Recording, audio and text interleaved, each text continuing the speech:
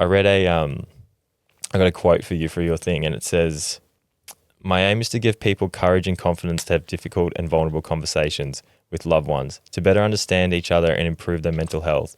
It's not easy and it never will be, but conversations change mindsets." Sick.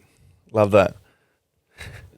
So that's the goal. It's like to change mindsets, to motivate people, to make people feel something and feel like they can go out and do it themselves. Yeah, I think people underestimate the power of conversations. I think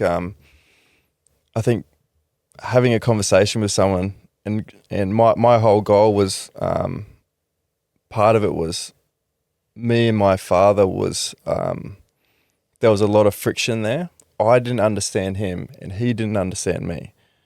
Right? I didn't understand why he was the way that he was. And it wasn't until we had a conversation on the podcast that I now empathize and understand like what he went through as a kid growing up. Like his childhood was so traumatic, and he brought a little bit that into him as a father.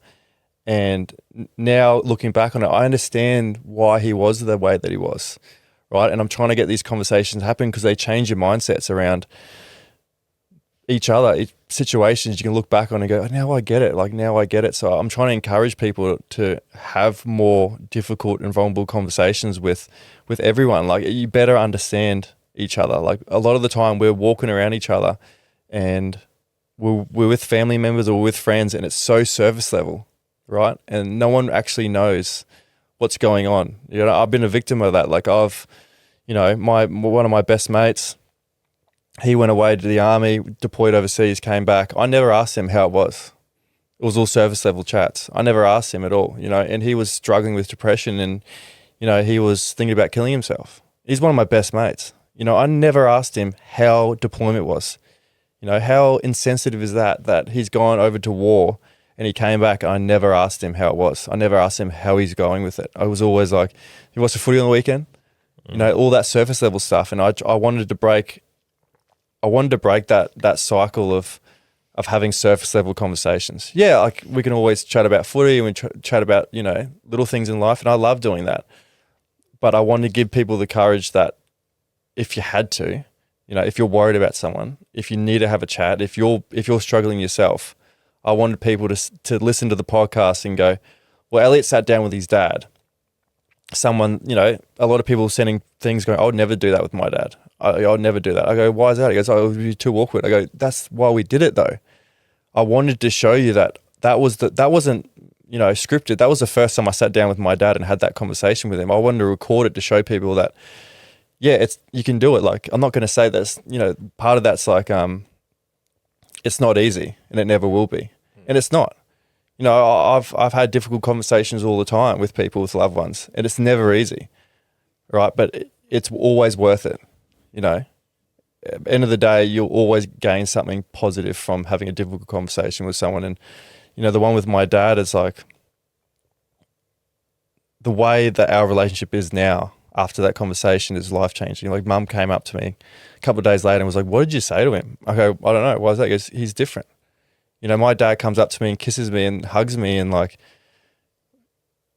he tells me how he's feeling. He tells me he's worried about sort of retirement because he's always worked since he was age of 16, and now he's super, super worried about retiring because what's he going to do? He's always been busy.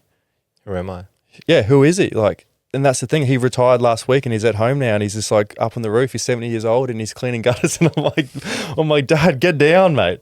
But like, we're having these deep chats, and I'm so happy that he's got someone to talk to as well. Not just Mum, like their relationship's fine, but I feel like it's always nice we can come around to my house and we can talk about deep stuff that he's going through, deep stuff that I'm going through. And he's actually like, I would never have thought about that, say 10 years ago, that I was going to have that relationship with Dad. It was always going to be arm's lengths away from my dad. But now it's like we have some of the most beautiful chats in the entire world. And I credit to that, sitting down and having those awkward conversations. And I guess the more times you have them, the less awkward it's going to be. Do you reckon he went from being dad to being a person? He went from dad to being a mate, a friend. Whereas like before it was like authority figure, scared, do what he says, don't disappoint him, stay in the lines, I'll wash the dishes, like all that sort of stuff, to now he's a mate. Like we joke about things, we tell stories. I'm not afraid to tell him stories of what we got up to as kids. I'm not afraid to like hide things. I used to hide things from him because I was like, I don't want him to know what I've done. I don't want him to, get me in trouble or whatever. I'm like, I'm 33. Like, dad's not gonna fucking spank me or whatever like that.